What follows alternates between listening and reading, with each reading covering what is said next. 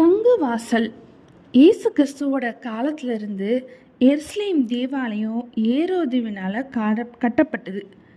இந்த பிரதான நுழைவாயிலில் பொன் வாசல், அதாவது கோல்டன் கேட் அப்படின்னு சொல்லி சொல்கிறாங்க.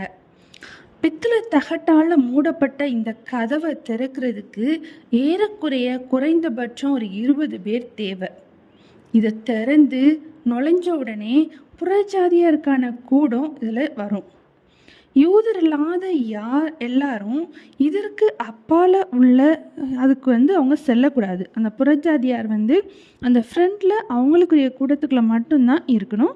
அதை தாண்டி உள்ளே வர்றதுக்கு யாருக்கும் எந்த உரிமையும் கிடையாது.